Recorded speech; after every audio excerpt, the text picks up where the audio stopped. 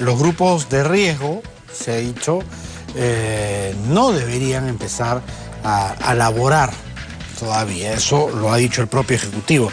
¿Cuáles son los grupos de riesgo? Aquellos que tienen más de 60 años, los que tienen hipertensión, diabetes, problemas cardíacos, problemas de obesidad, pacientes oncológicos, pacientes que hagan hemodiálisis. Todos esos son grupos de riesgo porque cuando ataca el COVID-19 a esa población lo puede hacer con mucha mayor violencia e incluso costarle la vida. Entonces, ¿en qué condiciones deben volver estos grupos de riesgo al trabajo? ¿Cómo se debe hacer? ¿O quedan fuera?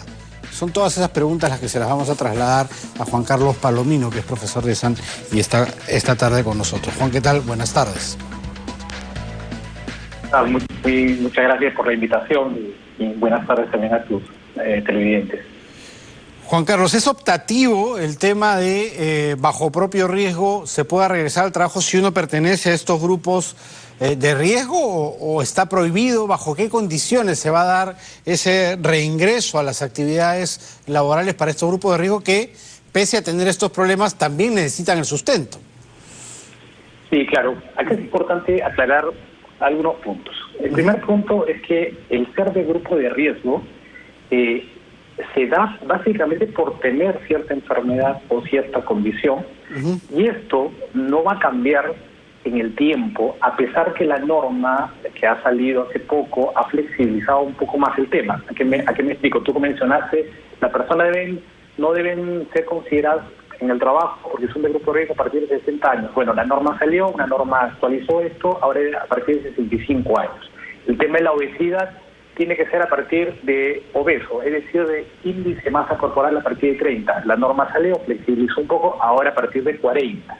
¿Okay? Una enfermedad ya no es necesariamente grupo de riesgo, sino si es que es muy grave o severa. Entonces, eso la norma lo tenemos claro, lo ha flexibilizado, pero sigue siendo todos ellos grupo de riesgo porque científicamente siguen con esa alta probabilidad de complicarse o de fallecer si es que se infecta. Eso es lo primero que tenemos que tener claro. Que el tema legal nos permita, vamos a decir, ingresarlos a trabajar, no hay problema, pero nadie debe tener en cuenta que ellos tienen el nivel de riesgo elevado. Yo como médico tengo que decirles, no, este señor, así la norma te permita, sigue siendo grupo de riesgo para mí, y separemos lo otro, ¿no? Es lo último que ha salido, que a partir de esta definición de grupo de riesgo actual, porque esto ha ido cambiando en las últimas semanas, sí podrían regresar al trabajo si es que ellos asumen su responsabilidad a través de una declaración jurada. Eso es lo que ha planteado la normativa, ¿sí? Claro, o sea, sin embargo, es como... Es bajo propio riesgo, pero de todas maneras supongo que hay medidas que tomar con ellos diferentes a lo de los otros trabajadores. Así es. Definitivamente, si ya estamos hablando de un grupo de riesgo, vamos a decir, con un nivel de riesgo mucho más alto, tenemos que tener todas las medidas de prevención en la empresa, tenemos que tener una serie de evaluaciones adicionales, incluso para ver si realmente la enfermedad está controlada o no está controlada, y una serie de medidas que vamos a tomar con aquellos trabajadores que no son grupo de riesgo. Ahora, sin embargo, también ha salido la norma donde se plantea una declaración jurada.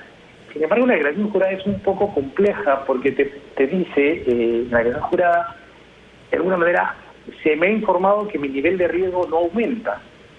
Entonces, eso es complicado porque el médico ocupacional y el empleador es bien difícil que te asegure que su nivel de riesgo no va a aumentar, porque si hoy está en su casa, en cuarentena, vamos a ver, aislado, el hecho que lo saques simplemente a la calle ya aumenta su nivel de riesgo. Entonces, finalmente, ¿cómo firmó ese documento diciendo que él puede regresar a pesar de hacer todas las medidas de prevención si ya le estoy aumentando el nivel de riesgo, ¿no? Y esta declaración jurada, la norma me dice claramente no le voy a incrementar el nivel de riesgo. Entonces, es un tema incomplejo porque la responsabilidad cae en todos los médicos ocupacionales. Realmente ellos son los que van a determinar realmente si la persona puede o no puede regresar bajo estas circunstancias. Pero esto hace más complejo porque es un tema médico y médicamente 1 más 1 no necesariamente es 2, ¿no? Va a haber siempre matices. Claro, médicos de repente más permisivos que otros, inclusive, ¿no? O que tengan estándares que no sé exactamente son los mismos. Y eso también puede generar un problema social, ¿no? En la misma empresa, porque gente que podría regresar a trabajar se va a quedar excluida y eso va a generar problemas, por ejemplo, económicos.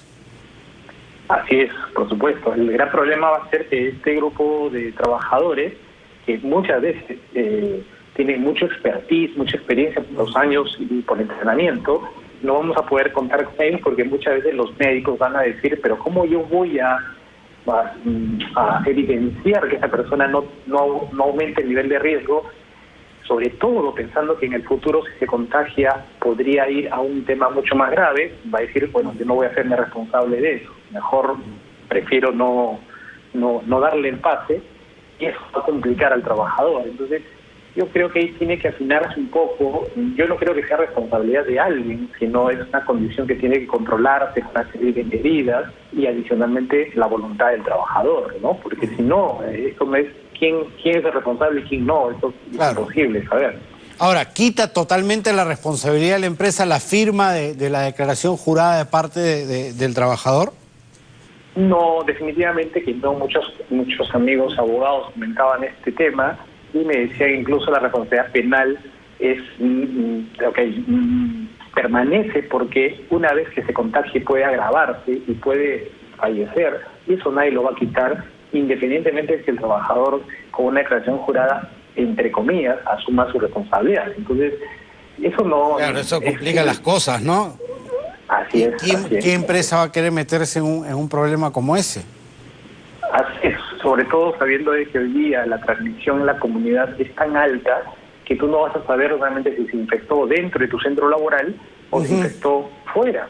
Entonces, de cara al final, que puede ser una complicación o la muerte del trabajador, en ese momento, ¿quién va a decidir? Oye, no, fue en su casa, o fue en el mercado, o fue en el centro laboral? Nadie lo va a saber, ¿no? Entonces, es una contingencia bien alta, no solamente para el médico ocupacional que firma, para el representante legal, sino para toda la empresa en general, ¿no? Ahora, ¿qué dice el protocolo? Porque en negocios pequeños, en microempresas, también se va a exigir la concurrencia de un médico ocupacional que va a dirimir quién puede regresar y quién no, si es que están dentro de la población de riesgo. Sí, en teoría sí, debería haber un médico ocupacional, un especialista, no necesariamente a tiempo completo ni en horas, puede ser simplemente como un médico asesor o consultor externo, ¿no? Claro, o podría mandar a mis trabajadores a estos policlínicos, centros de salud que hacen este tipo de trabajo también. Sí, también. Ahora es un poco complicado porque todavía muchos de ellos no funcionan. No están funcionando. Sí, sin embargo, sí, pues también podría haber esa figura, ¿no? Pero, insisto, es una responsabilidad bien alta de decir un trabajador con esas características, él a trabajar, sabiendo que no solamente se entrará a trabajar, sino que va a laborar, va a transitar, va a viajar en el metropolitano, va a ir al mercado. Hoy hay muchas variables, ¿no? Claro, y que te pueda además traer el virus, no solamente contagiarse él, que es población de riesgo, sino traerte el virus adentro de la empresa. ¿Cuáles serían tus recomendaciones, en todo caso, frente a esta situación que se presenta bastante complicada? Sí, bueno, lo primero que hay que tener claro es la condición médica del trabajador. Hemos tenido casos en los trabajadores que nos dicen al inicio de la pandemia, yo soy de grupo de riesgo, doctor, porque yo tengo asma en la niñez, y hoy ya después de 2-3 meses sienten la pegada de seguramente las horas extras y miles de cosas más, y dicen, bueno, doctor, pero yo ya tuve ese asma y ahora ya no lo tengo. Entonces, lo primero que hay que ver es, veamos realmente qué enfermedad tiene, si tienen o no tienen tratamiento, si tienen o no tienen control, si realmente hay complicaciones. Luego de eso, de esa evaluación médica, que sería primordial, recién tomar esta decisión si realmente vamos a permitir el ingreso, sobre todo las condiciones laborales en las cuales va a estar el trabajador. Ejemplo, ¿no? Un trabajador que puede tener una oficina con un espacio entre trabajador y trabajador de más de 2 metros, en una zona donde tiene por lo menos espacios para el almuerzo, sin ningún problema, podría ser. Sin embargo, si es un trabajador que va a estar, no sé, voy a decir, en atención al público, una persona que va a estar con una conglomeración de gente más o menos importante, yo creo que ahí en ese puesto el grupo de riesgo no va a poder entrar porque el nivel de riesgo va a ser muy alto, ¿no? Entonces, creo que esos son los dos puntos claves: evaluar la condición médica de salud con sus médicos tratantes, etcétera, si es que es posible, y finalmente ver el puesto de trabajo si es o no es compatible para que su nivel de riesgo no sea mayor y finalmente estemos lamentándonos con algo más penoso, ¿no? Sí, claro, y esto va a ser necesario también, va a demandar de las empresas una adecuación especial para los trabajadores de alto riesgo y para nosotros también, ¿no? Así es. Va a tener que buscar ciertas condiciones en la empresa que los trabajadores de alto riesgo sean los que, vamos a decir, los trabajadores adecuados para esas condiciones, ¿no? Como te decía, probablemente lo más aislados que se pueda, evitar contacto con otras personas, etcétera, ¿no? Sin embargo, igual el nivel de riesgo va a aumentar. Simplemente el hecho de viajar a la empresa ya está aumentando su nivel de riesgo, ¿no? Por eso te comentaba, esta declaración jurada es un poco compleja de firmar realmente. Sí, perfecto. Muchísimas gracias, Juan Carlos, por haber estado con nosotros. Muchas gracias a ti, Juan Carlos, y hasta la próxima oportunidad. Gracias. Juan Carlos Palomino, profesor de SAN, explicándonos esto que va a ser complejo, ¿no? Porque la gente, por la necesidad, quiere volver a trabajar, pero significan un riesgo. ¿Qué tanto se libera de la responsabilidad de la empresa, por más que haya un papel firmado donde se le exime de responsabilidades, donde el trabajador deja sentado que voluntariamente ha vuelto? Vamos a ver, un tema para seguir conversándolo. Hasta aquí llega nuestro bloque económico.